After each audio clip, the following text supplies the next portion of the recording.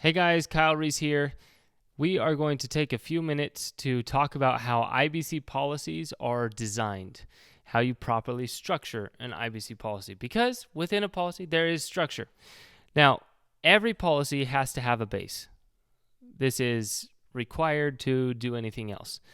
Typically, all your whole life premiums for a traditional whole life insurance policy would be going straight into this base with nothing else.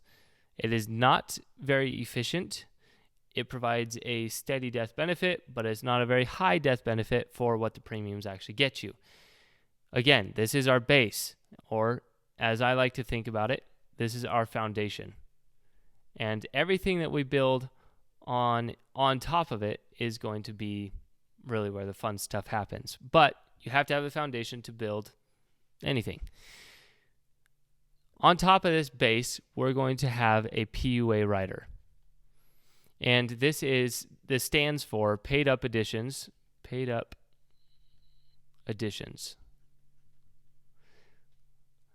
And we are going to put the majority of our premiums into this part of the policy because this is your turbocharger. This is where all the fun stuff happens.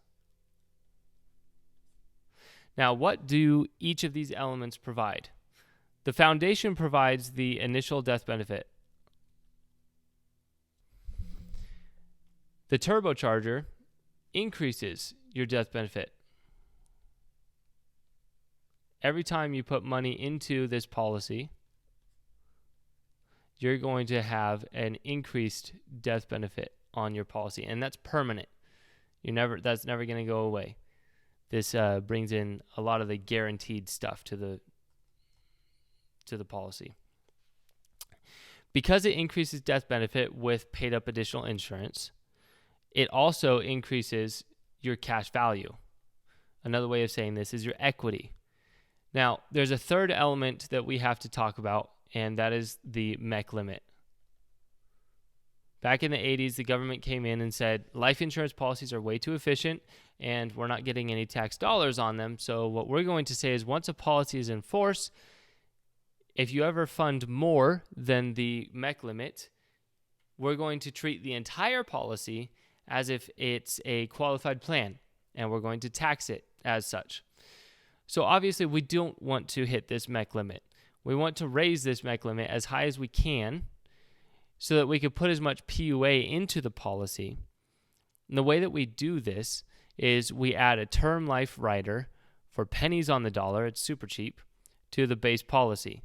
This increases our death benefit for a very low cost and therefore increases the Mech Limit.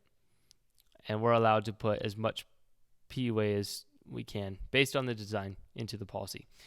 Thanks for watching, guys. I hope you enjoyed the video and it helped you understand a little bit more about how infinite banking policies are designed. If you have any questions or want to learn more about infinite banking, please visit info.freedomfamilyfinance.net.